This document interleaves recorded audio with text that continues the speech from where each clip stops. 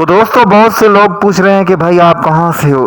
सो आज मैं आप लोगों को बताता हूँ भाई कि मैं हज़रत शाह अब्दुल लतीफ़ भिटाई के रहवासी हूँ। उधर ही ये काम कर रहे थे जहाँ पर ये बैतुल मिस्कीन फाउंडेशन है, उसमें ये काम कर रहे हैं भाई।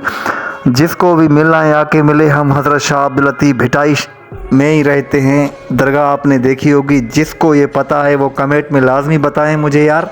हम भाई ये मज़दूरी करते रहते हैं भाई। बस आपको अगर वीडियो अच्छी लगी है तो एक लाइक कमेंट भाई को करके रीपोस्ट करके शेयर कर देना, ताकि हमारी हौसला अफजाई हो जाएगी और वीडियो वायरल हो जाएगी। ये मेरा जो है ना USA वाला अकाउंट है, मोनेटाइज हो जाएगा और कुछ पैसे भी मिल जाएंगे भाई।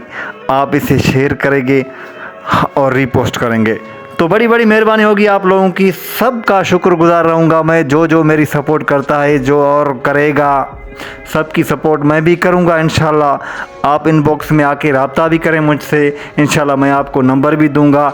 हम मज़दूर बंदे हैं यार। अल्लाह ताला आपको खुश रखे, दुआओं में याद कर।